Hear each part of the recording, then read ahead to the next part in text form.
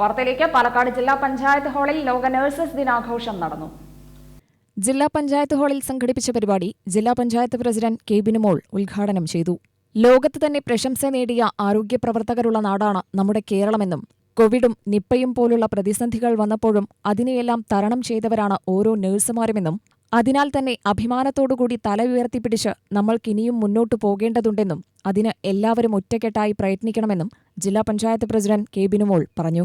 പഠിക്കാൻ വരുന്ന പുതിയ തലമുറ വലിയ മോശമൊന്നുമില്ല, പക്ഷെ പഴയ തലമുറയേക്കാൾ ചില വ്യത്യാസങ്ങളുണ്ട്. ആ വ്യത്യാസങ്ങളിൽ ഏറ്റവും പ്രധാനപ്പെട്ടത് നമ്മുടെ കയ്യിലൊക്കെ നല്ല മൊബൈലുകളുണ്ട് അല്ലേ. ഇടയ്ക്കൊക്കെ ഒന്ന് അത് ഒഴിവാക്കി നമുക്ക് നമ്മുടെ പരിചരണ രംഗത്ത് കടന്നു പോകേണ്ടി വരും എന്നൊക്കെ എനിക്ക് തോന്നാറുണ്ട്. നിങ്ങൾക്ക് അങ്ങനെ തോന്നിയിട്ടുണ്ടോ? മക്കൾക്ക് ആർക്കെങ്കിലും അങ്ങനെ തോന്നിയോ?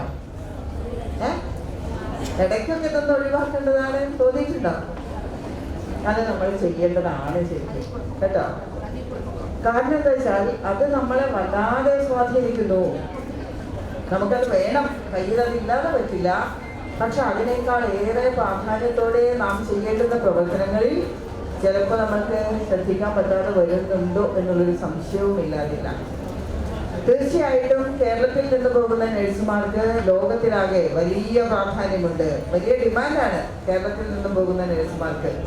അത് പാലക്കാട് ജില്ല വിട്ട് നമ്മുടെ സംസ്ഥാനം വിട്ട് അങ്ങ് ഉത്തരേന്ത്യൻ ഗ്രാമങ്ങളിൽ പോകുമ്പോൾ അവിടെ വരെയുണ്ട് നമ്മുടെ കുട്ടികൾ, നമ്മുടെ നഴ്സുമാർ. ജില്ലാ മെഡിക്കൽ ഓഫീസർ കെ ആർ വിദ്യ അധ്യക്ഷയായി.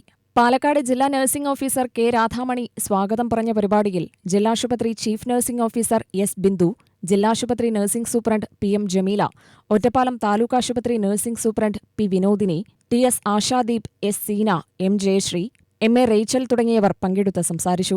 ഉന്നത വിജയം നേടിയ നഴ്സുമാരെ പരിപാടിയിൽ ആദരിച്ചു. UTV news, Palakkad.